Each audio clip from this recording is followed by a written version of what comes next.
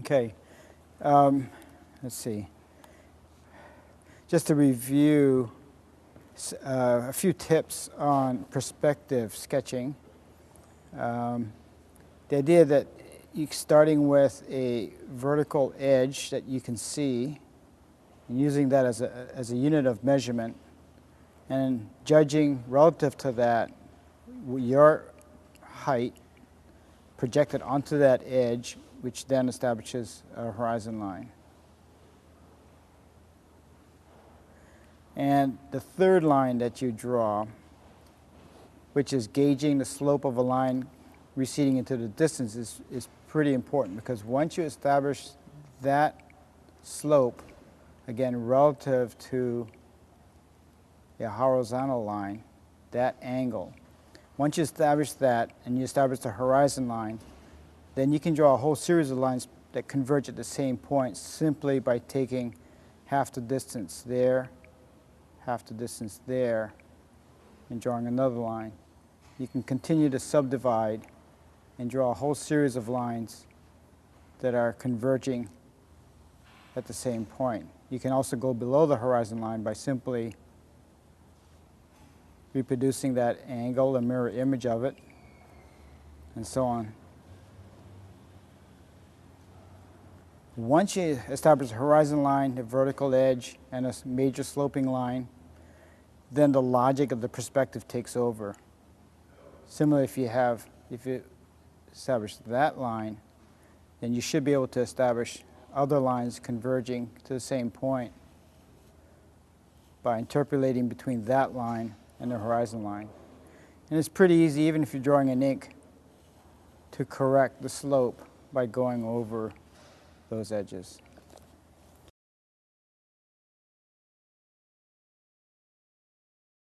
Okay,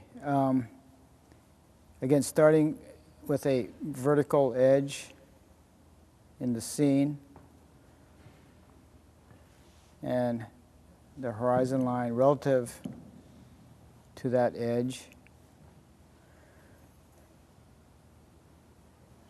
Major sloping line.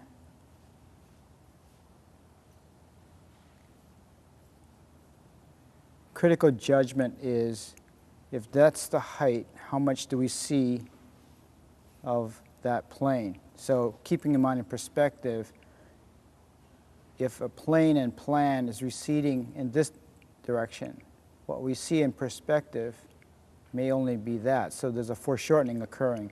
And we need to be able to judge that distance, even though we know that plane to be that long, it may only appear to be that wide.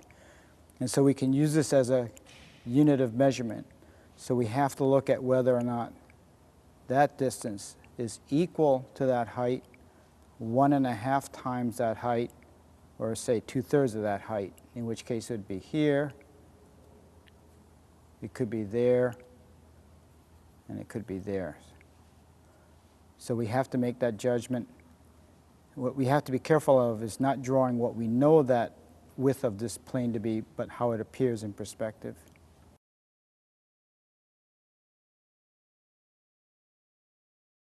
So if you have a series of equally spaced elements, say a series of lampposts or a series of arches,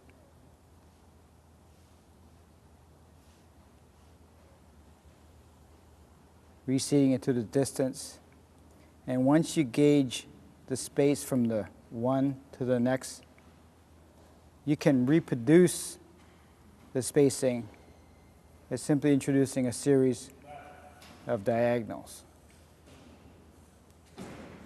Technically, these diagonals are going to be converging, but you can use them as a gauge, as a rough rule of thumb, to get equal spacing in perspective, which diminishes as they go away from you.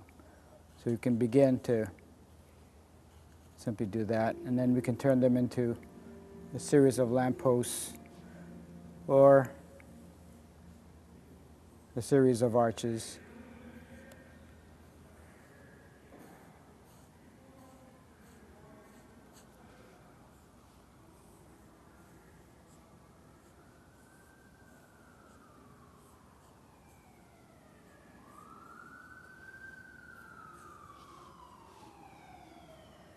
Okay,